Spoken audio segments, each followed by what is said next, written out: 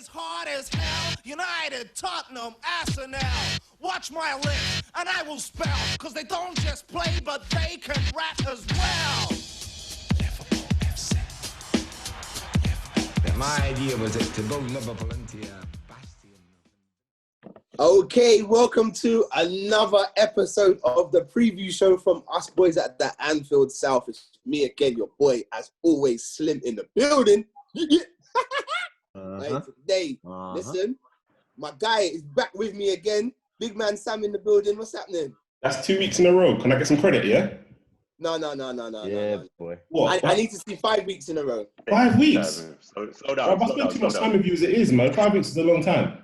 Come on, No, man. it's good to see you, brother. Respect, bro. All right, Chris is in the building again in that sexy retro shirt right there. Come on. There you go, yourself. That's how we do it. Happy to be back. All right, and listen, this guy is like, he's not even like a ghost. This guy's like a phantom. You know what I'm saying? James is in the building. Legend. What's happening? Good to see you, James. Good to see you, boys. What's happening, boys? Yeah. Let's get cracking anyway, because we're about to preview the. What? Do you know what? Is it bigger than the Chelsea game? Absolutely. Yeah. Is it bigger than the Chelsea game because of the Community Shield, or just because it's Arsenal? No, it's just because it's Arsenal. No. We're in the South. No. I think because they've beaten us the last 2 games we played. The last 2 games, yeah. Yeah. We owe them. Badly. Okay. So it's Liverpool Arsenal on Monday. So let's run through quick Liverpool team news. As far as I'm aware, we have Gomez back fit as it stands, and Matip and Henderson are still out. But apart from that, there's no new injury concerns. Now, James, given the fact Fabinho played at centre-back, which allowed Thiago to come into the fold, would you put Gomez in from the start for this game, or would you put Fabinho back at centre-back? No, I'd put Gomez in from the start. I want to see Fab back in the middle. I know he had a great game, but that was it felt like a one-off situation. But I want to see him back in the middle of the park. Arsenal are a dangerous team right now. They're in good form. They're in good momentum. So we need our strongest team in our best position, in the players in their best positions. Okay, Chris. Yeah, given the fact, if we do put Gomez back straight in, would you play 2 6s in that midfield, i.e. Thiago and Fabinho, or would you pick one over the other? I mean, for me, you go, like James said, with your strongest 11. At the moment, those 2 would make the strongest 11 that we've got. The issue then becomes who's the third. Most people might be like, okay, should we just go with Naby, push a bit harder up top? But I don't really think Naby took his chance on Sunday against Chelsea. Then you got Ginny. And Ginny, he can do it. We know he can do it. Is that the game for him? So, I mean, I would play those 2. I think the question more would be who is going to be the third to play alongside those 2. Okay, and on that question, Sam, who do you feel should be the 10, if you like, or the third midfielder? If we're going definitely with Fab and Thiago as 2 6s, if you like, for me, it's got to be Keita. Because you can't play Winnie as the third offensive midfielder when he doesn't really offend anyone. He doesn't really do anything with aggression. Well, he offends some people's eyes. Well, he offends a lot of people in the group, to be fair. Shout out to Ryan, shout out to a lot of them guys. But I don't get that. I kind of feel like if you release Naby, I think he can be an offensive midfielder. But when he's playing as an 8, he's been turned into someone that's tracking back a lot, and we don't really see as much offensive qualities from him. But give him a chance in that 10. I think with Fabinho and Thiago behind him, he's free. He's absolutely free. How are you penetrating Thiago, Fabinho, Gomez, Van Dijk? Come on, man. He's free as a bird. He hasn't got no responsibilities. So it has to be Keita for me. when you say those names, it sounds like a brick wall. It sounds like you're you're building a wall with those 4 names in. So that does sound solid. So I guess the starting lineup really speaks for itself if that's what the midfields are going to be. The back four says the same in you guys' opinion, and then you bring in Thiago and Fabinho, and then with Keita in at the tip of the 3, if you like. Yeah, I'd go with that formation, with that midfield. I think I'd like that. And I think what you're saying, Sam, I want to echo that as well, with Naby being free and able to just do what he does and not necessarily have to worry about what's going on behind him. Do you know what I mean? So, yeah, I'm interested to see what he picks. Let's move on to the opposition. As we said, the last 2 games, Arsenal have beaten us twice. They beat us in the Community Shield. I feel like the game, was it at the Emirates where they beat us? Yeah. I feel like that game, I don't know if people are going to say I'm being biased or not, but I feel like we gave them that game at the Emirates. And I feel like the Community Shield, I don't think they really did anything special to worry me for Monday's game. Can you see Arsenal threatening us and possibly doing anything, beating us a 3rd time? Do you know what, Slim? I think we learn very quickly and we adapt.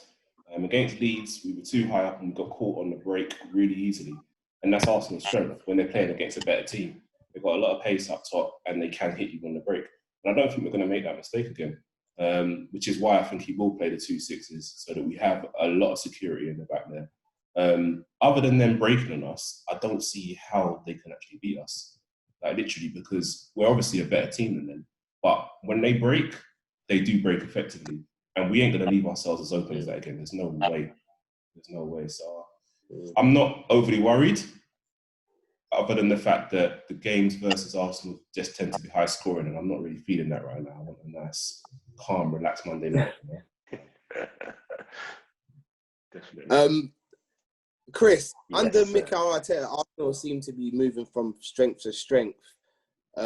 What do you think Arteta is doing to get those guys playing? Because, I mean, under Unai Emery, they were awful. What do you think Arteta is saying to them or doing with them to get them playing the way they've been playing lately? To be honest, I think it's probably down to the fact that he wants to do a bit of discipline, ball retention. You know what I mean? Arsenal have been renowned for, we want to play football. So now they're starting to see that, right, this guy actually wants to try. Yeah, we're going to make some mistakes. We'll get pressed, and there are certain teams, they will get caught out. But because they want to play football, he's got a philosophy. He's not going to change from it. And he's not, I think, trying to deflect if mistakes are made onto the team. It's just like, we're just going to keep on going. I think when he first came in and they were just still getting slapped up a little bit, you were looking at him thinking maybe he should divert a little bit away from what he's trying to do just to get a bit more solid. But now he seems to be getting the results. The players seem to be happy. His philosophy seems to be taking shape there. So let's see how he gets on. But yeah, they seem to be a happier place. All right, James. So, as Chris is saying, Arsenal seem to be making strides forward and it's a happy place. So where do you see the chinks in their armour? Where do you see where we can penetrate them and cause them problems? I think it's... Can you hear me all right? I think it's the same...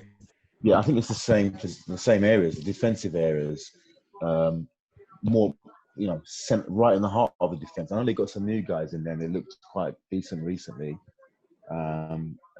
Across the back 4, I think we can get at them in those areas, basically. I think. Sorry, go on. Where do you see their danger coming from against Arsenal? Their danger or our danger? Sorry. Their danger. Yeah, the usual suspects: Aubameyang, Willian, who looks superb at the moment with his assist record at the moment. And the little guy that comes on every now and then in Nketiah looks dangerous as well. Don't discount that little kid there. He's doing bits as well, man. They are a dangerous team. They're in a good moment, and I think it'll be a tough game. But hopefully we'll get the 3 points. Yeah, damn right. Also, I'm aware of the little sort of partnership that looks like it's growing between Willian and Aubameyang. Willian's got a good range of passing, and that crossfield ball from Willian to Aubameyang, which is what they got us with in the Community Shield. They did it again against Fulham. It's something that we need to be aware of that switcher play to Aubameyang and then letting him come in on his left foot because was the right foot, whatever, I can't remember. What foot is he? Left or right? Right.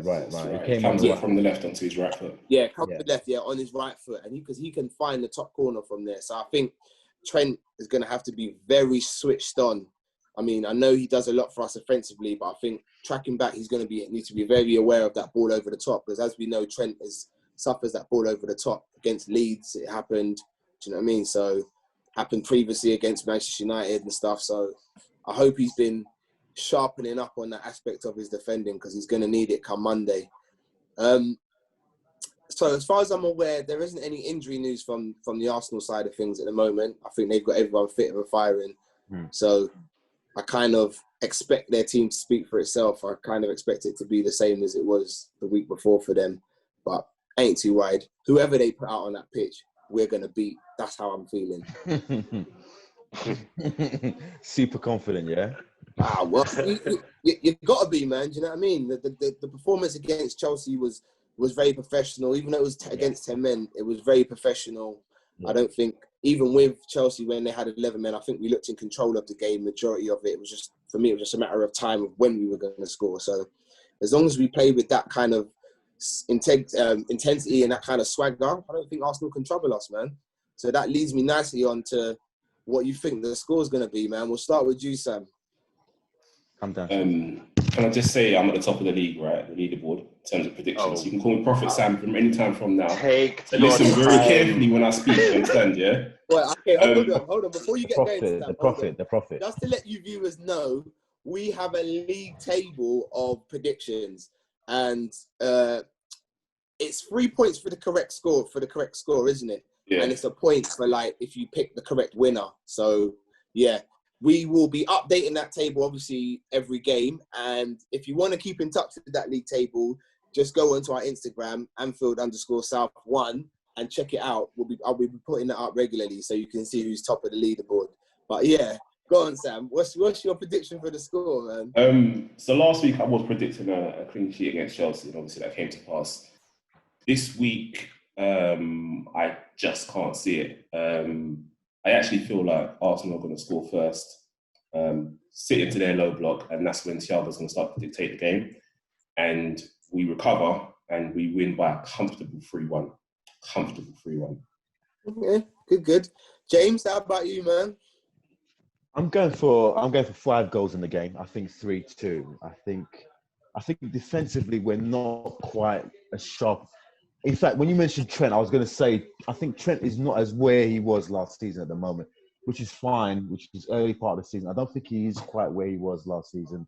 I think the whole back four are not where they were fully last season. I think Arsenal, having scored against us in the last 2 games, and also Liverpool-Arsenal being the most high-scoring game in the Premier League history, I think I'm going to go for 5 goals and I'm going to go for 3-2 to us.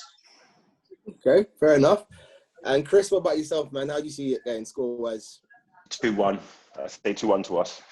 I don't see us losing, but Arsenal have started the season well. Offensively, they look like they're just right, but they're about to come to the home of the champions, and we know what we do. So let's see if their new shiny defense is up to it. I think we'll win 2-1. Yeah, 2-1. Okay, fair enough. And I'll go with my prediction. I actually think this game has been high scoring in the past, but I don't think it's going to be the same. I think this is the day where the trend stops, and I think we'll keep a nice clean sheet and 2-0. I think we'll win 2-0. I respect that. With that base of, if he goes with Fabinho and Thiago, there's no entry. There's just no entry. Do you know what I mean? So I'm going to go 2-0. But can I just ask, do we know if Gomez is 100%? Where is he fully? He's fit. He trained yesterday. So, if he doesn't get started, then that's Klopp's call, isn't it? And for me, the only way he doesn't start is if Klopp wants to play with 1-6 and he keeps Fabinho at the back. But I can't see that happening. Do you know, I've got a funny feeling Fabinho might play at the back again, you know. I do too. I do. I think having Gomez out was just like a sigh of relief for Klopp because he could fit Fabinho and Thiago in the same team. Yeah. Yeah, I'm saying. So I think he'd prefer Gomez to not play and have, because Fabinho was, let's have it right, he was excellent against Chelsea at centre back. So I think Klopp would prefer to put Fabinho at the back. But we've got 2 days to wait. Time will tell what he does, innit? We'll see. So guys, keep a lookout on the Instagram account. You know what I'm saying, for the team lineup, or wherever it is you get your team lineup, and see who's correct and who's not. But yeah, boys, that's it, mate. Short and sharp as always. I mean, beautiful. Guys, make sure you do all the good stuff, man, because this is new for us, the preview shows. Make sure you like and you share and subscribe to the YouTube channel and all that good stuff. Make sure you hit those follow buttons, you know what I mean, for all of the handles that you see coming up. But yeah, we're out, man. Until the next time, I've been your boy Slim. We've had Sam with us today still. Uncle Sam. Big James in the house. And of course, Chris as well, man. My masterpiece screams. Hey, and Chris, good to have you as well, brother. Yeah, man. Happy to be back. Let's get that 3 points, you know what I mean? All right. Until the next time, people. Nice one. Thank you. Thank you so much.